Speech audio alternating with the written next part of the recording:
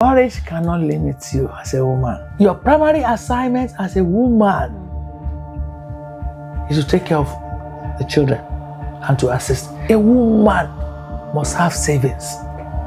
Because when your husband falls, who is going to assist? When the woman says, I don't have again, it's finished. No, that is not finished. No, that's a backup. Because that is why we are here. If you look at Deborah in the Bible, and so all those women in the Bible, I read them. And that is why they reference them today, because of the roles they play in their homes and for those people in the community. So speaking about motherhood and family and women in this society, what would you say to a lot of young ladies that are afraid of building with a man?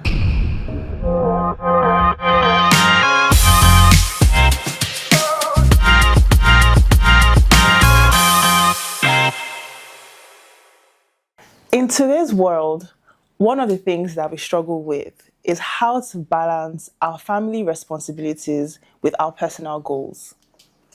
Today with me, I have somebody who embodies the principle of hard work, compassion, resilience, and absolute grace. Somebody who is highly intelligent and has led many businesses and individuals onto the right path. Although born in the 60s, someone who keeps her mind open all the time and is always looking forward to learn. Join me as I welcome Mrs. Alaba Ajayi, who also doubles as my mother. Hello, Mommy. Hi. Thank you very much for coming on here. And thank you very much for also being one of the most sacrificial people that I know that I have met. I also use the word highly intelligent to use to describe you. But overall, thank you so much for being compassionate, sacrificial, and just always, committing your time and your resources for other people. Thank you very much. So how do you feel being on this podcast? How do you feel the idea of being in front of the camera and expressing yourself on the camera? How does it feel as a baby boomer? How does it make you feel? Thank you very much for bringing me on here. It's a great honor to be here. I'm not used to facing the camera like this. I think, though as a teacher and as a nurse, I can face anything, any situation, but I'm not used to this podcast thing that you guys call it. So, but I'm excited. I'm happy to do it. I can do anything for you, since you are the one. Thank God that you are the one calling me to do this thing first. If it's somebody else, I might be nervous. But because you're my daughter, and I know that you're not going to hit me too hard. So I'm fine with it. So thank you very much. Okay. You're welcome. So when you were running a bit late, I noticed that you were very quick to apologize and say, "Oh, I'm so sorry, I'm running late." Da, da, da. Despite being older, right? And also the fact that you're doing this, it's not like you're getting paid to be here. What made you apologize? Why did you feel like you needed to say you're sorry for being late? Two things. One is that if you're a role model, you want to do things the right way so that others will be able to copy you, or maybe not really copy you, to learn from you. So you cannot criticize somebody when you yourself, you are not on the spot. Then secondly, over the years, my husband has always been a person that he cannot tolerate lateness. So I've been used to that. And he'll keep on saying, it is professional to make mistake, and it's also professional to accept and apologize. So he cannot stand anybody that does not apologize for your mistakes. So I'm used to it over the years. When I grew up, as a student, then maybe I was a little bit like tomboyish there. So I wasn't used to saying sorry. I just thought it's a normal thing. But since I got married, and so I learned it over the years. And I think it pays off, so I'm used to it. Okay. So I wanted to ask, can you tell us a bit about yourself growing up and just, your life journey so far so good? That's an encyclopedia. But let me just be brief. Okay. I can say I am born into a family of elites. My dad, he's late now. He was an engineer. To be precise, he was one of the general managers of ECN then, Marina. So he was a socialite too, and somebody that used to go out and travel a lot then. That's in the name of the late engineer Julian Laiwola Ayola. And my mom too, my mom is still living. She's 92 now. She's a retired teacher, an educationist. She has a school, you can know. So she was more of the training, the teaching type. She wants Seri to do everything right.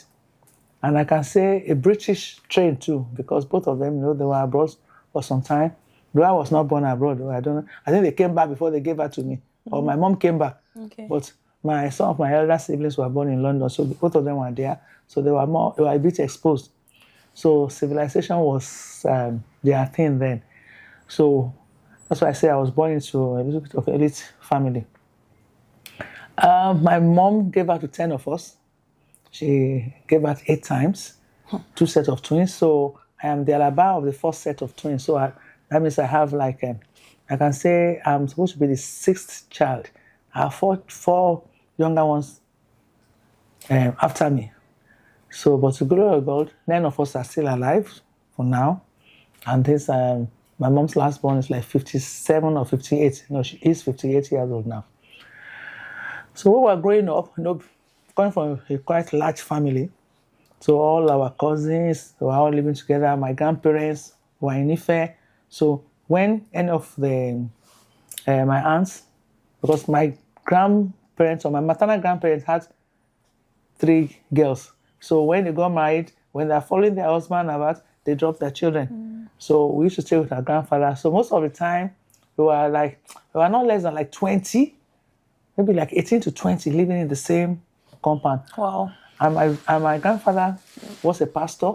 So my grandmother was a missionary, interpreting for the British people that brought in Baptists then. So I either stayed in the mission or we stayed. So I grew up in a large family, so where we could accommodate everybody. So I think it's also helped me. So I don't discriminate, because then we just saw ourselves as children in the home then, and we used to go by age. So, for example, if food is being shared, you cannot say because it's your mom that cooked. Or my mom was one that stayed more at home. Okay. The 2 other siblings, they traveled. They stayed with their husbands most of the time. But because my dad was traveling all about, so my mom was more stable at home. And she had the most number of children anyway. Okay, so, compared to her sisters? Compared to her sisters. Okay. The other one had 6 and 5 or so. So she had 10 and 10. So we will go, you have to go according to your age. We call it according to Googlearity then. So you already know who you follow. Okay. So you've been waiting for him. Maybe your own particular, your own same mother sibling might be number 8. Before it gets to your turn, you have to wait.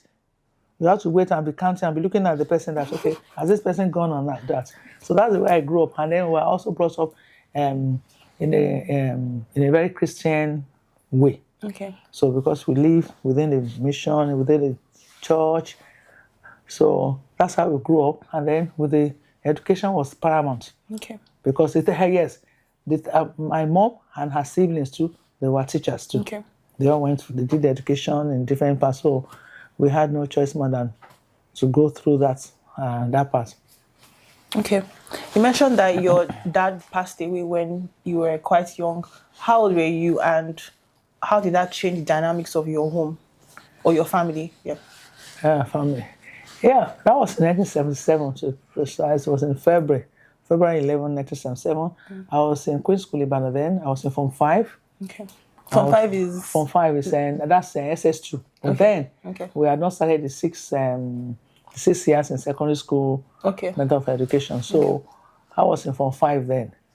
And it was very sudden because it was not that he was sick. I think then that's when this heart attack incident started. So we didn't know what he just collapsed in the sitting room and he was rushed to the hospital and he did not make it. So they just said, then we'll think that it was an attack. Spiritual attack. Spiritual attack. Somebody has killed our father. Oh.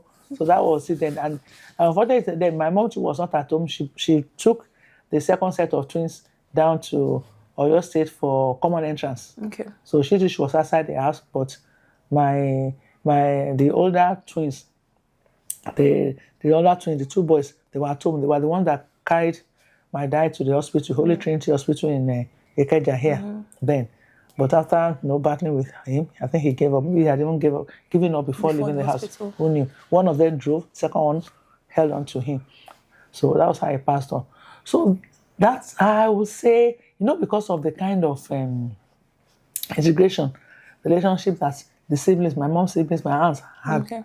So they were close. They were very, very close. Even till now, the three of them are still alive. They're still very close. The last born is 88-year-old. My mom's elder sister is 95. My mom is 92. The younger one is 88. So so immediately it happened. So we were destabilized. But since we were in school, and my younger sister, my younger sister too, was in the same school with me. She was in Form 2. She was in GS2 then, while I was in Form 5. So when we finished our exam, they took us home. They took us from the school for the burial in Ipetumodu. We returned back. After we went back home, immediately, the siblings rallied around and they decided on how they would take care of us. And everybody started, assisting my mom, also including my dad's relatives too. Okay. So everybody came around. But one thing that I think that also assisted us that we were not distributed. Okay. As many as we were all kept together. Okay. Yeah. So it's not as if somebody, but those people that assisted us, they assisted us while we were with our mom. Okay. So except if you are posted out, maybe you went to a boarding house. So while you are in the boarding house, whoever is assisting will be the one that will be taking care of you. On holidays, you spend maybe some few weeks with your mom. Then you go to the home of maybe any of the aunts that is assisting us. Okay. So we are not like as if they take us away. So we are still very united. Okay. So that really helped. Okay. And my mom too, as it was at that time that she decided to even further her education more. Wow. Because we were many, she was more or less like a housewife then.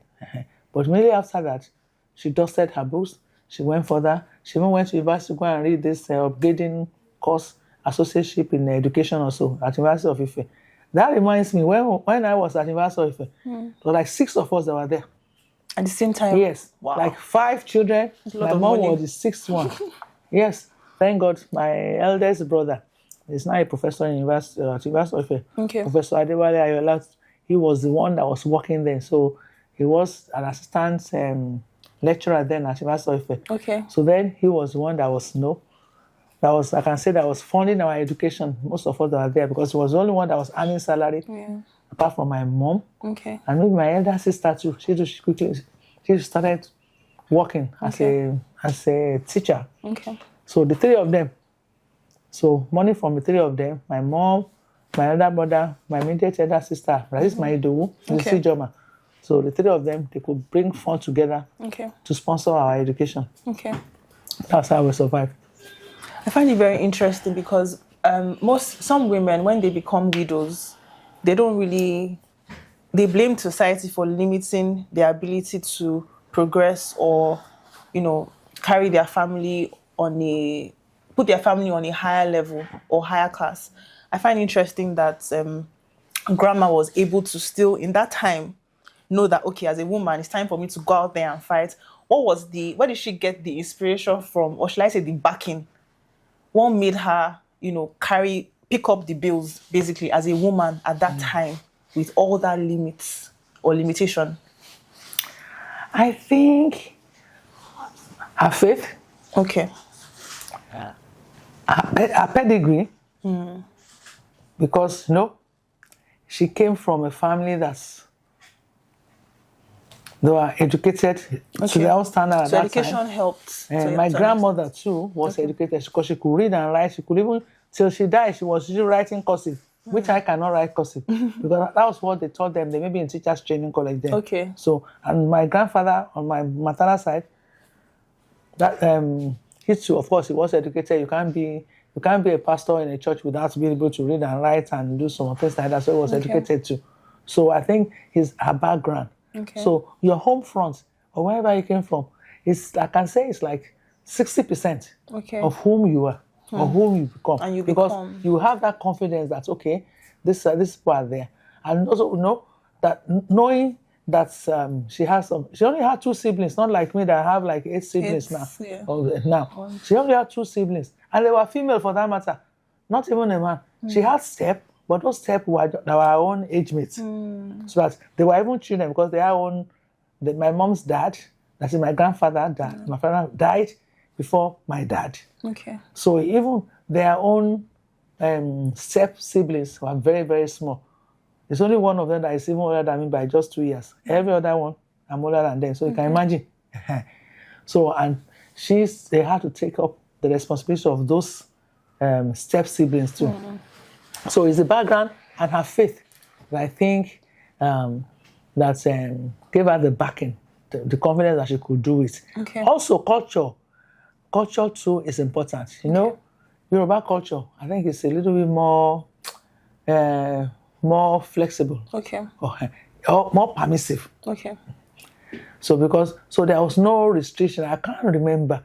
Yes, I was like 16-year-old then, so I should know if there's any restriction at that time. Okay. I don't think anybody summoned her to come and sit down here. Don't go, don't do that. Wow. So she could, maybe when she got over, when my dad died, it took a little bit of some few months before we could do the prayer because my mom just went on collapsing. Wow. She kept on because she was shocked. And that she had with all the responsibility and she was not working. She had at that time 9 children, or is it 10? And one had died. One died earlier. So 9 children, her home biological children, 9. But all that responsibility, of course, will be there. Yeah. So she'll be thinking, and for the kind of the standards that my dad had given us, all of us went to government schools. So you can imagine boarding house. My dad will just wants to come like this. You just say, submit the list. And whatever you write on the list, I'm sure my dad will buy them. Submit the list. So we just submit the list. He collects the list, gives to his secretary. The next time you just see vehicles coming, bringing all our things, and they will label it. This for Alaba, this for Idowu, and then he pays the school fees. So my mom was just like a chief matron, right, in the house. In a hostel. Yeah, and such person just disappeared all of a sudden. So where was she to start from? And my dad had already retired voluntarily or resigned. So he was on his own. He already started his own Julian engineering company. Okay. He had left ECN. Okay. So I'm sure there's nobody that wants to go and cry and go and meet ECN that say, please, so our children, we are many. So you can imagine. Wow. So his friends, did you have any of his friends that you could go to? Or? No. Wow. No. They were there. I mean, to my mom, they were great, but there was no particular one that I can say, let me go to for help. Okay. There was none. We were not, maybe we were not brought up like that, but we didn't know. I was not exposed. I could hear some names, but if I see their picture, I not even recognize them because my dad was supplying everything and my mom was there, so there was no reason why you could even go out. And my mom was very strict. They are not saying you want to party. So read your book, go and sleep. So I didn't have any friends that can say, I'm going to my friend's parents' house. No. So maybe then, we were not as that exposed. For you to say, you want to go and greet my friend in their house. Greet who? So we don't go out to greet anybody. So we don't know anybody else apart from our parents, maybe and the church people. But I guess they used to, because mommy used to say, your daddy's friend called, your daddy's friend came to give. Maybe they were giving things like foodstuffs, all those things there. Okay. So with your mom and grandma, were there any personalities? I know she has a very, very strong personality. Do you think that also helped? And what qualities did she have that you think helped her to raise the 9 of you, even without a husband? I can say my mom was a very confident person. Okay. Very confident, Yeah. very assertive. I know is a no. Discipline. I said discipline. My mom was just 40, maybe 42 or thereabouts when she lost her husband. When even 40 something, some people are not yet married now. At that age, with all this responsibility, I never saw any man. She didn't even have the time. Because all the time was that how we will survive.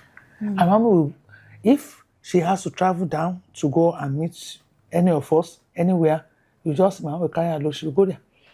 I remember that some of my siblings, when they were doing youth service, me, I can't remember, did I come and greet you at your youth service? No. I won't carry load, I will go and see you there. You go and see the person there. You go and visit. Every one of us that travel abroad, Mama will find time, will find way. We'll go there, greet you, and she'll pack load. All the time I had my children, my mom would come, as a mother, like a low mother, that you expect her to come and stay over for like 2-3 weeks. My mom will come like 2 days before naming, and she's gone the next day. She will not stay. She doesn't stay, say, I'm doing Omungo, I'm staying here because of that. No. She doesn't have time. No, I don't have the time. I don't have time to do that. And then she doesn't, and she gives you your own space. She respects you. She respects your home. She respects your husband. That is my mom for you. So I think that discipline in her, I cherish it a lot. Okay. She doesn't take anybody or anything for granted. Okay. The fact that you are an in-law doesn't mean that my mom will not be, either just being rude to you or something like that. No, my mom gives respect to whoever. I think maybe she learned it from her own parents. Maybe religion taught her, maybe.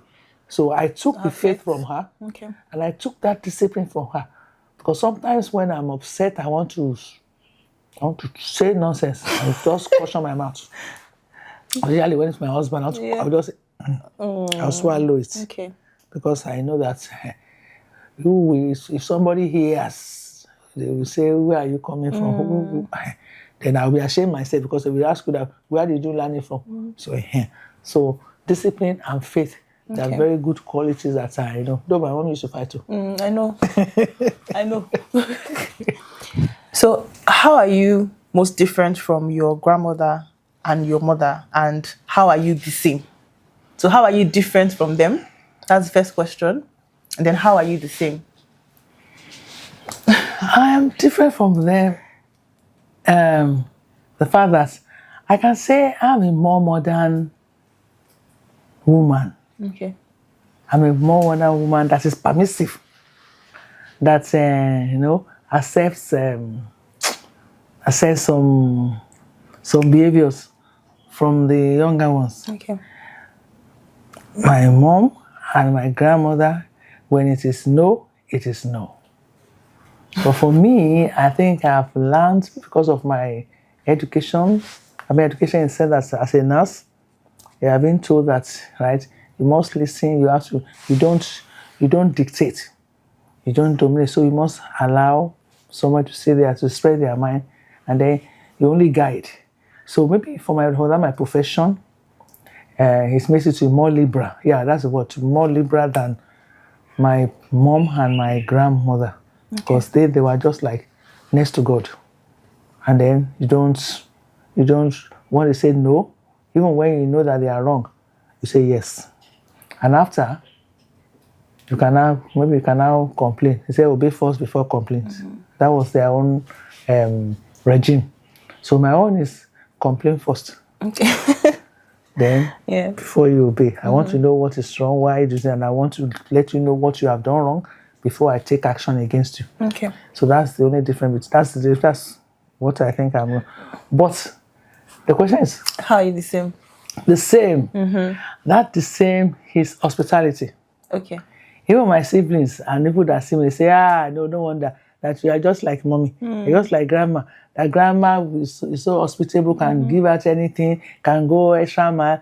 I enjoy that because, it makes me happy when I see people that are happy. And people have given me accolades on that it's a gift. Yeah. It's not that it's natural. It's natural in me. So I think I got that from my mom. My mom got hers from my grandmom. Okay. Because my grandmom had a very big open hands. Everybody come. Even when I come from we come from university with some friends, it's my grandmom that will say, Ewole. Even this my present husband that I married. I was trying to take my eyes away. My grandma said, come. Are you from Ekiti? My own mother too. I was so annoyed. That's he's like that. Very accommodating. You just take over the gisting and be gisting with the person. Not minding what is your business there. That was my grandmom. And my mom too. So they say, my mom will start telling the person story of the person, like that. So I think I got that from there.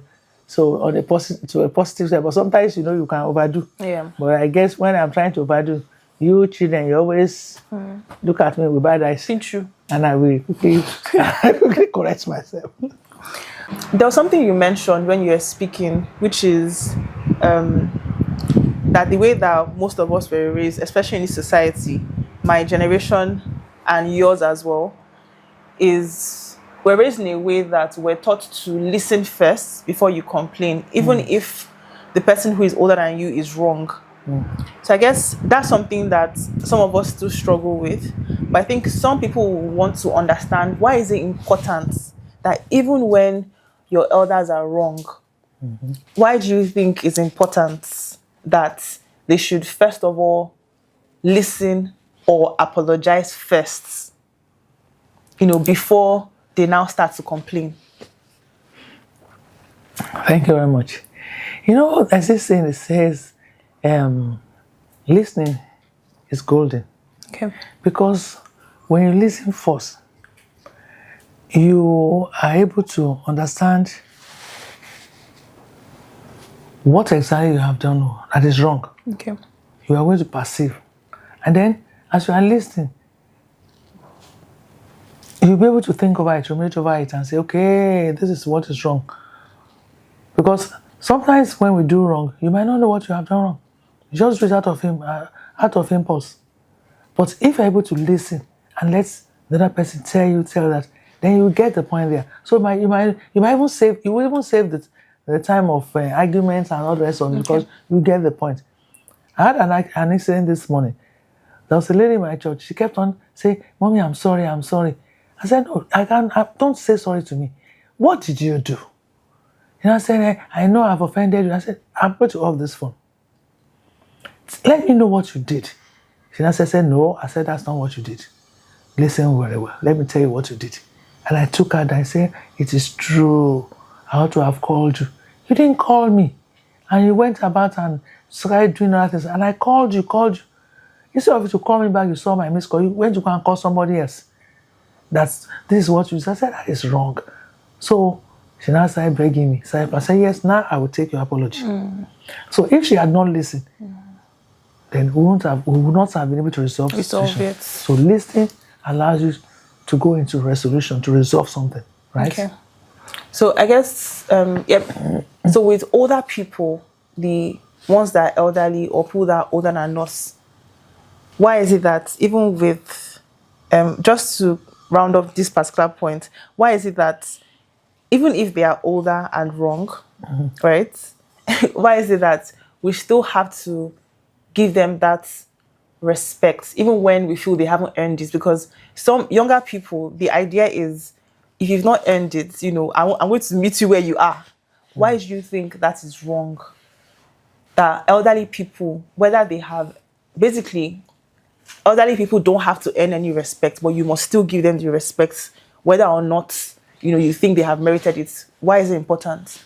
Because that's what we struggle with understanding. It depends on the culture. Culture, okay. Yeah. Okay. In Africa, that is it. Okay. Somebody that is older than you, they say, if you say somebody is older than you by one day, remove the one day. You cannot remove it. So that is it. So it is a culture. Somebody that's older than you, right? We believe that that person has more experience than you of life. Okay. And the person should be able to have seen more than you. Okay. Even Yoruba will tell us that that no amount of whatever you have in your wardrobe, you cannot have as much as old clothes in your wardrobe as somebody that's older than you. Yeah. Yeah, because that person must have bought his or her own clothes last year. If you are not around last year, how will you get last year clothes? So definitely that person must have seen life. What you have not seen must have seen it. Yeah. That does not mean that all the elderly people are wiser than the younger people. Okay. And that takes me to a saying that says that, he said, the wisdom of Solomon, Okay. you cannot compare with the wisdom of the Methuselah, even in the Bible. So Solomon, as young as he was one that has the best wisdom. So Methuselah, they did not accredit wisdom to Methuselah. He was older, was over 900 years. Do you understand? So that doesn't mean that because somebody is old, that means that you are wiser than that person. But when we say respect, they say you give respect to whom you should give. Someone that is older than you, the fact that it's older than you, you want to listen to that person first. Because it's possible that that person knows what you do not know. Yeah. Because the person came before you. Okay. Just like entering a lecture room. Okay. Somebody entered a lecture room like 2 hours before you. And you came in after 2 hours, right? 2 hours behind, late. And you're in the class. And after, you want to say that, okay, it's like that person that came in 2 hours before me must have knows more. Yeah. So you must allow that person first. Because by the time you open your mouth and talk, people might laugh at you that, what are we talking about? This person has said something. Yeah. So with that principle, I always want to give that person that respect. But along the line, the person might not deserve it. It depends on what comes out of the person's mouth. But you as a younger person, you are not the one to determine. You might have it in your own. But some other people will not justify whether that person deserves that respect or not. Okay. So when it comes to motherhood, for instance, when nowadays a lot of women feel like they're afraid to lose out on their personal ambition and all of that, if they get married as a result of the emotional burden on women and so on. How have you been able to balance it all? From when, because I've known you to be very, very entrepreneurial. I think that's where myself and obviously my sister, we get that from. The reason why we're even ambitious as women. So how is it that, because I'm always very surprised when I think about it. How is it that even in your time, you turned out to be somebody who wanted to work, you didn't just want to be a housewife, just sitting down doing nothing, you wanted to contribute to the home, and you did so many businesses. If I can remember, you did poultry, you sold egg, you sold fish, what's it called? You did tailoring, you did cake, you did catering. I don't even know. You did there's one time again you were considering, or you even started like a citizens home care thing, right? And even many more things that I can't even think about right now. So how is it that you've been able to balance it all? How did you do it? And bear in mind that you're talking to young women or even young people in general that are saying, I'm so scared of marriage, I don't want it to limit me, So what would you say to them? Thank you very much. Marriage cannot limit you as a woman.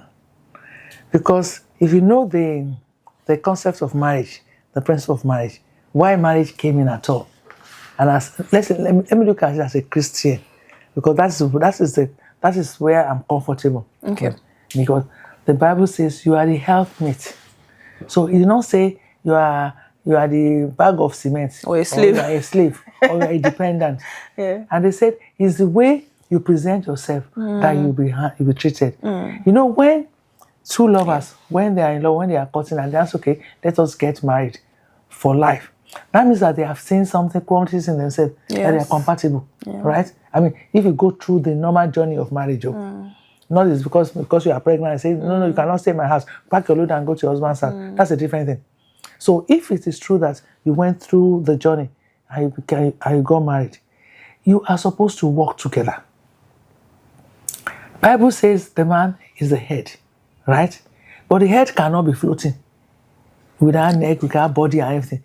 So if you see yourself the woman, you are the one that you have the hands, you have all these things to work, and then you are going to complement. So he brings in, you bring in. Not the one of nowadays, so that you say bring 50-50, 75-25. No, it's understanding. So it will just come naturally. That, oh, this is an opportunity to earn more. This is an opportunity to do this and all. What do I do with my private time? What do I do when do I just sit down and watch television? How do I become more productive? Yeah. Sometimes it might not even be for your own family. It might be for people that are depending on you, that are asking you, okay, please can I have this? And I say, okay, that's an opportunity for me too. Why don't I do this? So that I can be sharing with people. As a woman, you have to think beyond, outside the box. You have to think outside the box. Because you want to take care of your children. You want for your children to be comfortable the way you want them to be comfortable. You must take care of all the people that will bring discomfort. Yeah. People that will, they said, when you are cooking food, right? You cook for somebody, in case somebody coming. Because if somebody coming, you do not leave extra small. That person will not allow your children or yourself to have enough. You can't put your hand. Is that your children's food? So that is why you as a woman, you must look for every opportunity for you to bring comfort to your home. Okay. Every opportunity to assist. So it's not every time. Even till now that I'm over 60, for me to ask my husband, say, Daddy, please, we need this thing. That thing is always doing me somehow. And my husband will say, Shebi, you did not ask. And I say, Daddy, I cannot be asking you. Daddy, please, we want to buy chicken. The soup in the house. The things just me somehow. And he knows it. Sometimes when he feels it, we now give him more than necessary. Send this, give me this amount of money. I say, Daddy, it's too much. And I say, if I don't give you now, you say complain. Because it's part of you as a woman. Yeah. You want to make sure that the house is comfortable. So it's not as if you are taking. Some men might think you are taking all the responsibility and they now go and relax. No, if there's an understanding, it's not a matter of taking on responsibility. Yeah. And a woman, my grandmother told me, and I saw my mom to practice, a woman must have savings. Because when your husband falls, who is going to assist? If you are not able to assist him when he needs your help, he goes out. Yeah. He will go out for somebody else to lean on. To lean on in terms of helping him to put himself together. So that is what you are there for. So even when your husband is buying Lexus, buying anything, and you are still walking about with your 2 legs, you must save. Because if something happens that you have to take care, especially the home front, making sure there is food, your house there's a shelter over your head, those are the least that you can do. You make sure that you do it. Provide for your children and other people that are around you. The woman must be able to come up with this. So you continue to save until you die. Save something. That's why some people will tell you, don't underrate the power of a woman. When a woman says, I don't have again, it's finished. No, that it's not finished. No, that's a backup. Because that is why we are here. If you look at Deborah in the Bible, and so all those women in the Bible, I read them. And that is why they reference them today, because of the roles they play in their homes and for those people in the community. So a woman should see herself as being larger than the man. Okay, so there are a lot of women who feel like there is too much burden on being placed on a woman in the home. Why does it have to be women that will do all of these things, while the only thing the men has to focus on is just bringing money? So why do you think, you can think about this biologically, any way that you want to think about it, why do you think this is how we're supposed to be? Or if you think that's how it's supposed to be anyway? Thank you very much. Someone asked me a question, or asked us when we were in a motherhood, like a meeting of mothers, yes, group. Okay. And then the question came of that: why are you a mother? Why are you a mother? Why are you not a man? Right? Why are you a mother, not a father? Did God make mistake? So on the faith side, God did not make mistake. And God created us We have the same life, the same breath of life. Oh. Yeah. But we have different features. We have different features. And I'm happy that today, somebody in America said that you're either a man or a woman. From the time you came out from the womb like this, they gave birth to you. Whatever you came out as is what will label you. If you came out, you have genitalia that is for man, you are a boy. If you came out, you have that is a girl, you are a girl. So if you've not changed yourself anywhere in the world, we see, that is the biological. That is the foundation. It does not change. So I'm going to find that God has given every girl, lady, woman, responsibility of a woman. And he has given the men responsibility of men. Okay. And he has given you the features of a woman. So definitely you have a responsibility, just like when you are in an office. They have given you the accountant. If you are a lady accountant, you cannot say because you are a lady, right? You are a lady accountant. You can't just comparing yourself or start saying the work you have given me is too much compared to the to the man administrator. Yeah. Or to the man administrator. Okay. They are different. So your responsibility as a lady at that time is to take care of, to nurture, right? To procreate. You bring children. So why did God not give men breast? Why did God not give them womb? And even you see animals that are not that they don't have the wisdom that we have. They are not intelligent like us. Yeah. Look at them, as dumb as they are. When they give birth like this, it is just natural. They take care of the children. You cannot say because your husband did not come back home on time. You not say because if it is the child of Mr. So and so, put the child on. When he comes, we meet the child. That is not it. The instinct, the responsibility comes with the nature to do it. So, but it's until now that people are just looking, you are philosophizing too much. Your primary assignment as a woman is to take care of the children and to assist.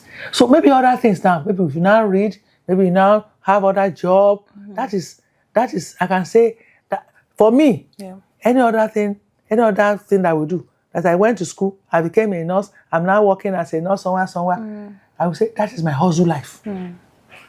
My primary assignment, once I decide to get married, is to take care of the children, to groom them so that they can become responsible children. And most women, they have forgotten that is their primary assignment. They think it's a joint assignment. Yes, it's joint in terms of procreation.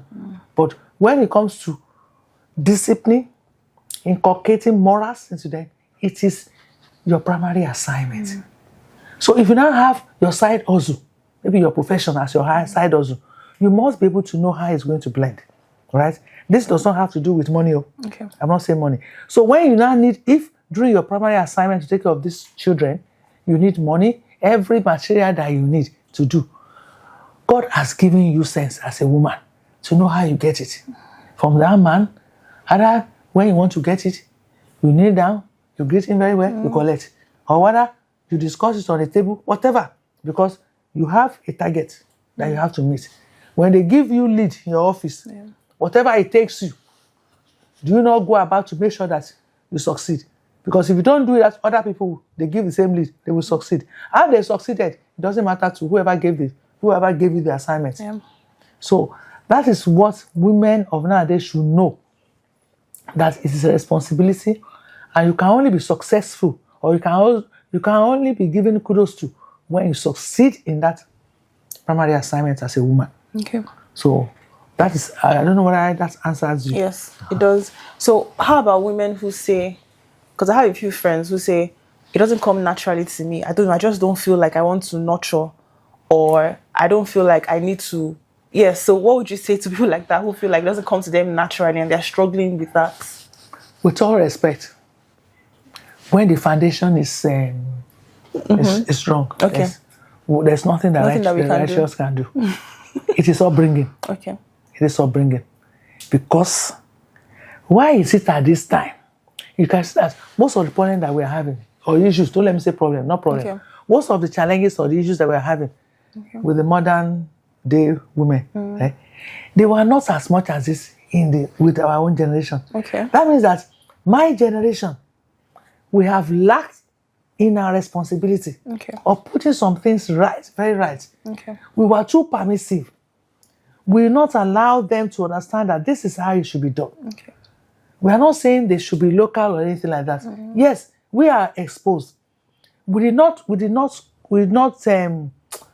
is it put together our exposure and the training very well. Okay. To balance it. Yes, because there's no how. They said the mind of a baby is plain, is a tabulata. So that means it's plain. It's just like it's a table, it's plain, nothing. It's whatever you plant on it that will be there. So that means that when you had your child's mind was plain. So it's whatever that you put inside, the doctrine that you give. That's why many people now, they will tell you, no, I don't want my children to play with this person. It's not discrimination because you know you are doing a good job on your own children. And this other person, they are not doing a good job on their children. So there's a part that you have to put. So if from the beginning, such ladies are talking like this, say, I don't just feel it. They will not feel it because they were not trained to feel it. Okay. They were not trained to feel it. Do you think what may have changed in your generation, in between when your parents raised women of your generation and ours, was maybe capitalism? You know that women now had to go out to the workforce to work and bring in money. Do you feel like maybe that was why they may have struggled with? Do you think that? So my question is, do you feel like maybe what we have changed was capitalism? Because in maybe your parents' generation, women could stay at home, right? While men could just go out there and be the sole breadwinners. But then when capitalism came, industries came and blah, blah, blah, women and men now had to both contribute to the home financially. And we could no longer depend on just one income. Do you think maybe that was what now led to women expecting that, okay, as a man, if I'm also bringing money, I'm also going out there to work, you are also going out there to work, can you please assist me so that there's no much burden on me whereby I'm providing financially, I'm also doing all the domestic work. Do you think that maybe that's where the issue, may have come from? I don't think so. I don't think 100% so. Because even in the olden days, our own grandparents, right? Okay. There was capitalism. Okay. You see very rich people that people will go and they go and borrow money from them. Okay. And then sometimes, even people that will have farms, they will bring people in to come and work for them. Then if you are not able to pay, either you put somebody, they will say they put a wafer, like a slave. Okay. They're not selling that person until when your parents are able to pay back. Then, so people that were very rich then too. Okay. People that are poor. Even then, the men then, they used to have, most of them were polygamous. So they could have many because they wanted to work. So the women were working. The women were the workforce then. The men too will work, but the women, most of them, the more wives you have, the more children you have, that will make, because they needed them to work. The population was not as much as this. So I think it's a matter of prioritizing. Okay. Because then they had division of labor too, which we too have there, the more modern way. So, but here we feel too much entitled. That's the word. We feel too much entitled that because I have done this, I think I shouldn't be doing this and doing that. No. Okay. If you take your primary assignment and you want to achieve it, then you will go all the way to achieve it. And there must be understanding between you and your husband, or between the family. Because then, the wives, they'll be the one that will work in the farm. They will bring all the proceeds home.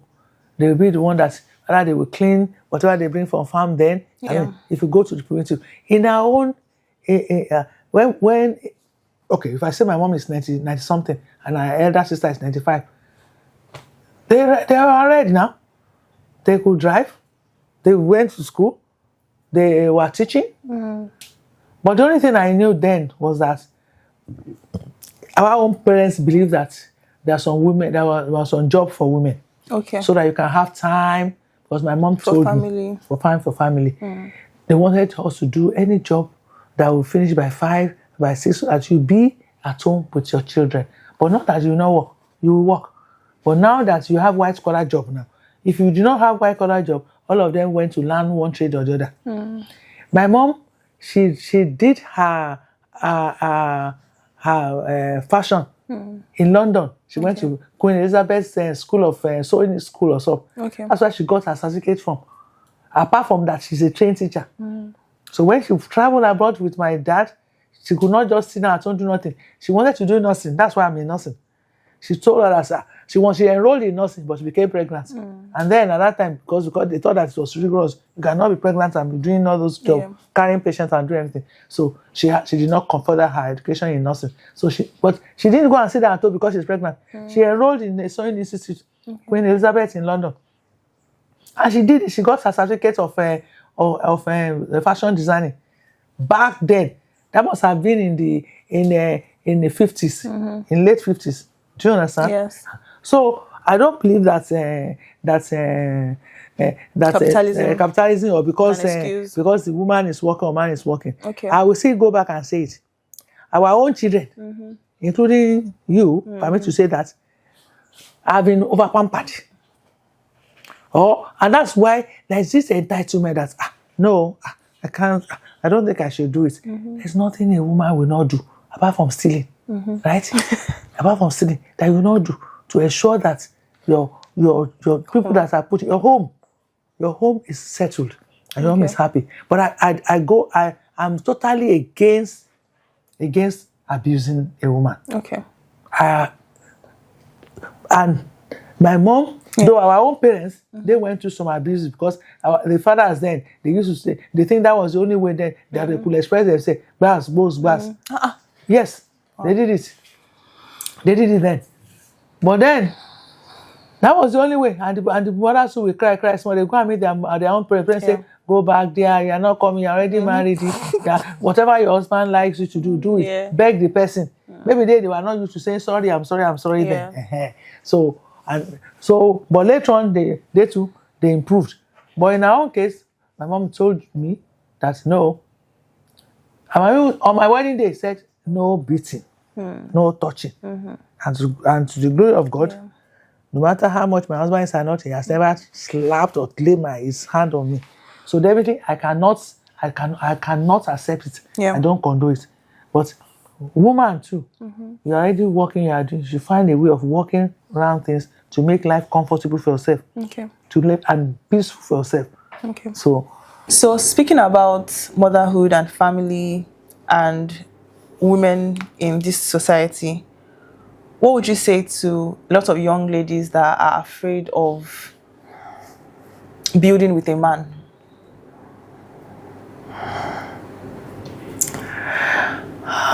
And then what would you say, did you build with your own husband, and also what were the advantages?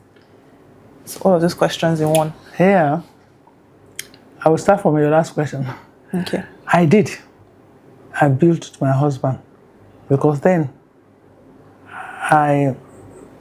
trust was the main thing then. I think our own generation, we trusted our men more than your own generation.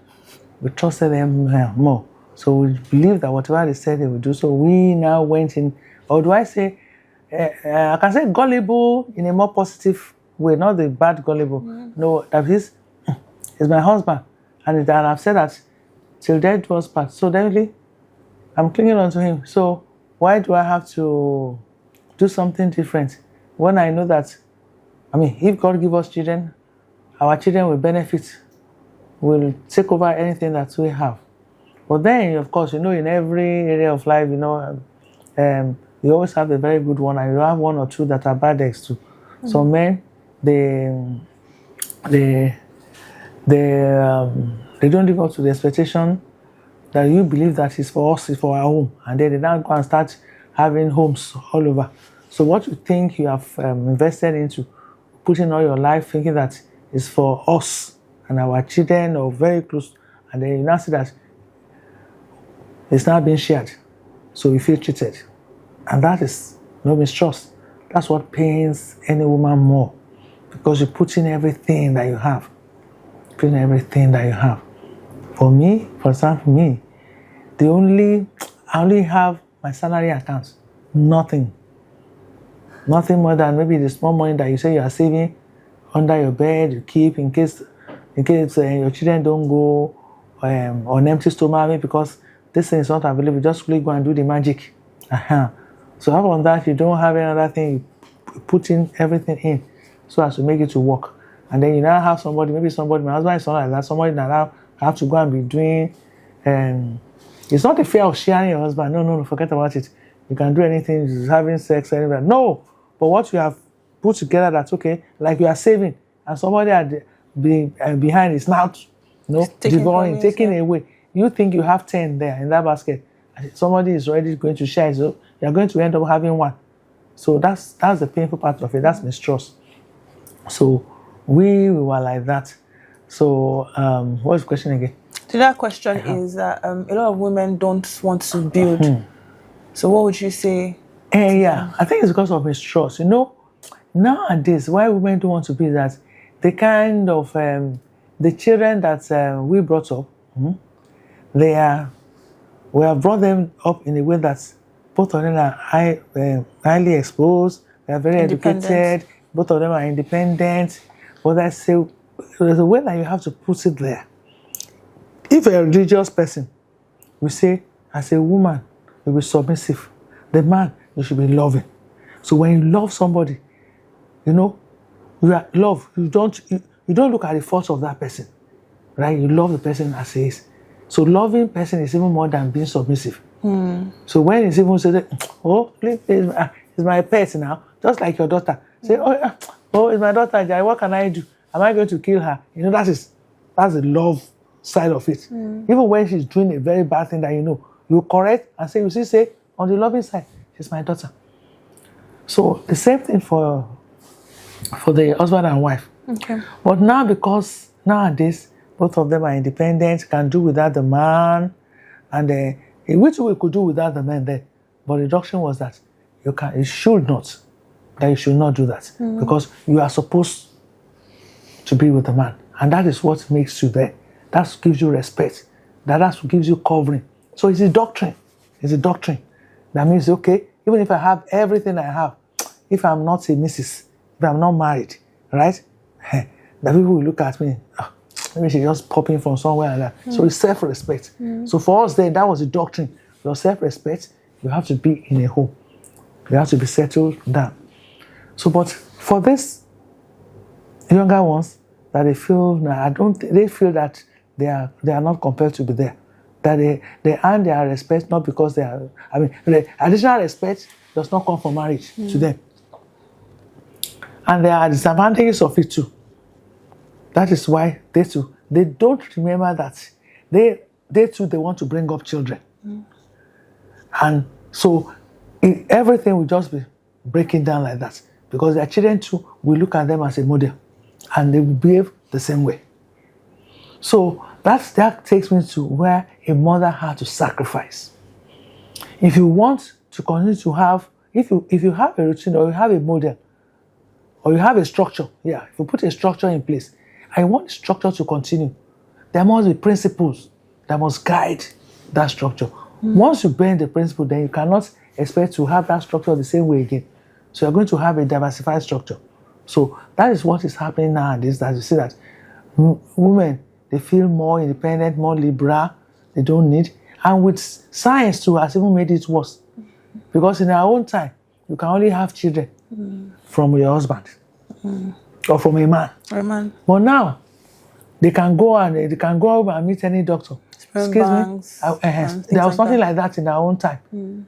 So with all this civilization or technology advancement, so it has just changed the whole family structure to another thing that everybody is independent. Everybody is independent. So you can go and you can decide today, I want to have a man. So instead of before, you start to look and say, oh man, You don't know the sex that is coming. But now you can say, okay, I want to have a male child. I want to have only 2 male children. And you can go to the doctor and they can go for technology, do it together, and you have a male. You see men now, you don't even need uterus. So the technology of nowadays now, as rubbish, has distorted. Nature. That's nature, the nature. So we're all on artificial living now. So in that case, there's no woman, there's no man. You get it? Yeah. So the globe itself is already distorted.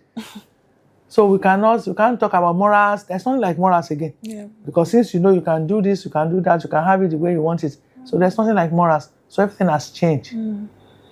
So that will now take me to whether it's good for you want to sacrifice or not. So, but if you still want to maintain the traditional one, the traditional way of life, of being a woman or a family of faith, then you have to sacrifice. So it's either you believe in this new technology, or you say, okay, I want to have it the natural way, the way that God has done it. But if you don't believe in God, then you can't align with the natural way. Okay. Do you understand? So it's just a mental issue. Okay. It's a mental belief. What do you like about the men of my generation, and what do you not like about them? Well, the men of your own generation, they exhibit their affection more than our own. Our own, they are more private than it. So I know women, everybody, even all human beings, like to be showered with love, to be appreciated. Yeah. So even you see animals, when you see the other one that come and do like they're very happy, very happy, and you see one that is strong face, we want to fight. So we are human beings too. So especially our own make, our nature is that of pampering.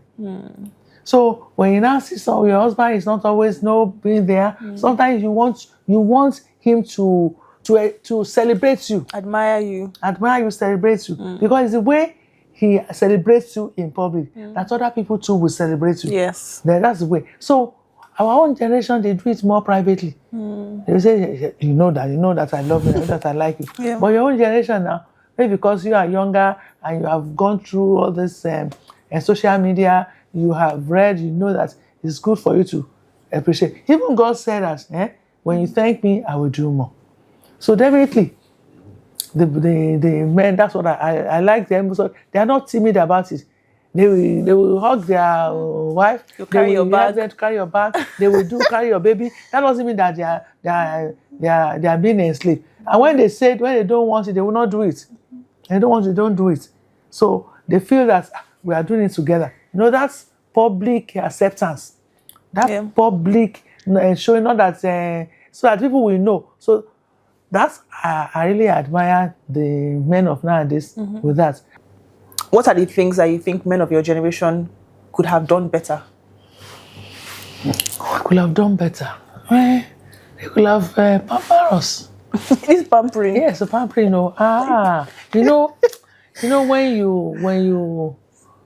When you praise somebody, God says, my food is praise. When you praise God like this, God himself that we have not seen, he will bless you more. So how much more we that we have people of flesh, when we do something good, all right, thank us. There's some men are doing, very few men. Don't say because I want to go and thank you in the room. Say, that thing that you did that side is very good. No, thank you, my dear. Yeah. Good job. It's enough. But some people, they will now take Christ. The way, when you now do something, you now looking at their faces for approval. You carry their face away. You know what? Just like say, if ordinary saying, they will not do it. That's why they now can say, So some of them say, so you want me to come and say something? That thing is not good. painful.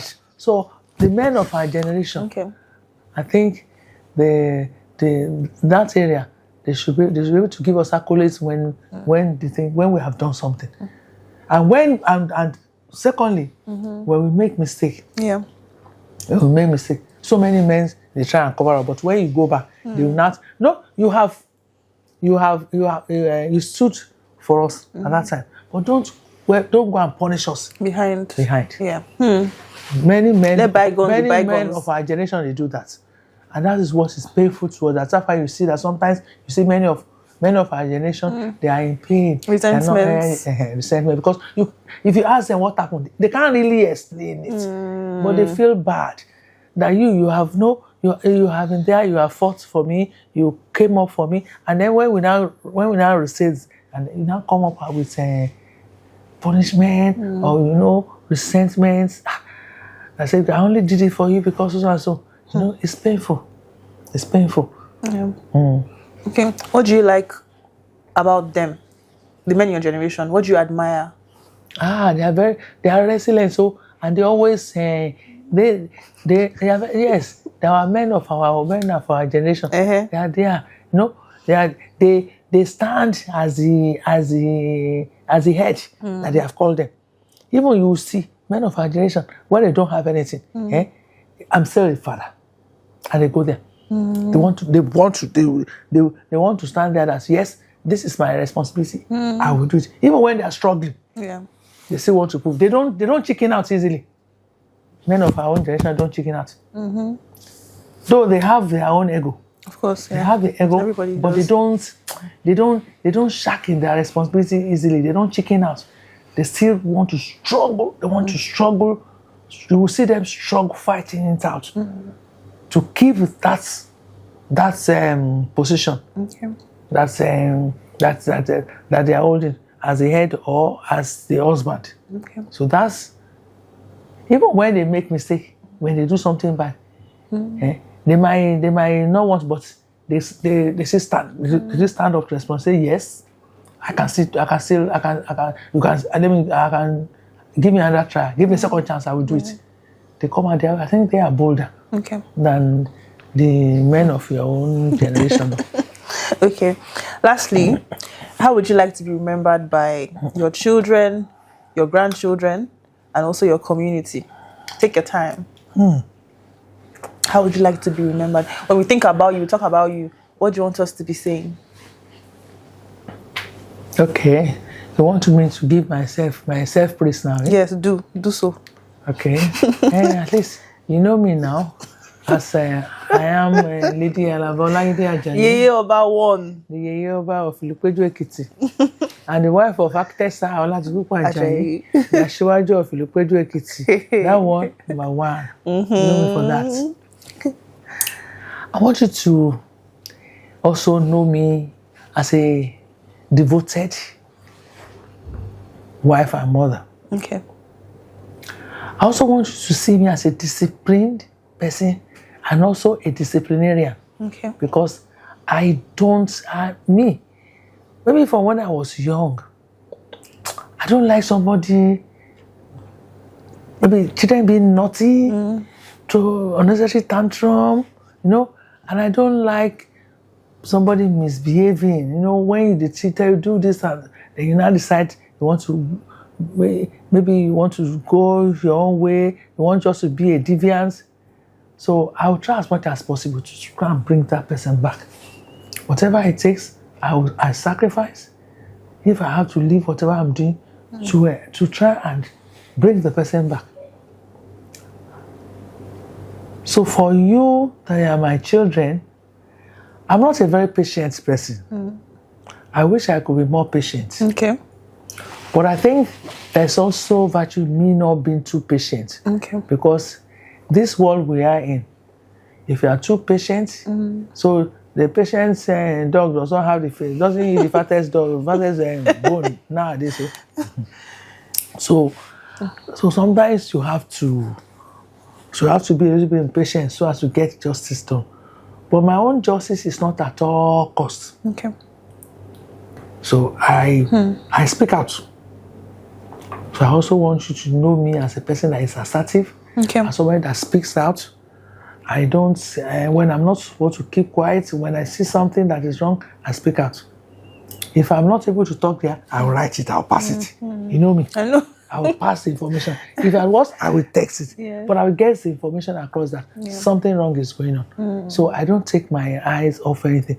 And Me, I also want to I'm not a perfect person, but every day I try to improve on myself. So I'm not going to be sit down in a place. So anybody that is around me, I continue to learn. That is why today, for me, I think it's easier for me than most of my colleagues to even blend with your generation. Okay. Yeah, because I want to learn, I want to study you people. I want to study other people that come with me. It's not that I don't criticize, but I try as much as possible not to do negative criticism. Okay. When I see something that is bad, I say it, I want to know why that person has done it. So I want people that have come across me or want to learn from me, is that when you criticize, see what you can do to improve, to make that better. Okay. You don't just criticize and leave it and go away. Go and see whether there's something where I can add value. And so my motto is that I want to add value to anywhere. I want my impact to be known in that I add to whatever I meet or wherever I go. And make it better. Make it better. So I don't only take from people. I want to add to it. I want to give back. So in giving back, this will spread on so that you can improve other people's lives. And learning is continuous. I'm still looking forward to read. It's because I have to be around, to attend to so many things. That's why I have been pulled out of learning, maybe what do you call it? Classroom learning. Okay. Right? Yeah. But if I have the opportunity again, I still want to learn, acquire more knowledge in any area that I think I'll be useful to humanity. Okay. It's such an opportunity and privilege that you gave me your time to come on this show today. Thank you. To have this conversation. And I mean, we're looking forward to having you again. But before you go, we'd like to give you a very little gift.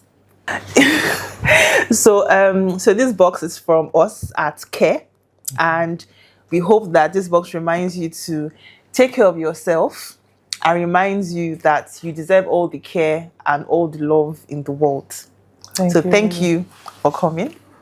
Thank you very much. You're welcome. God bless you.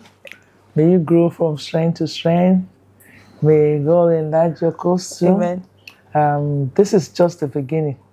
And as we say, the sky is not a limit for you. Amen. In Jesus' name. Amen. I appreciate you.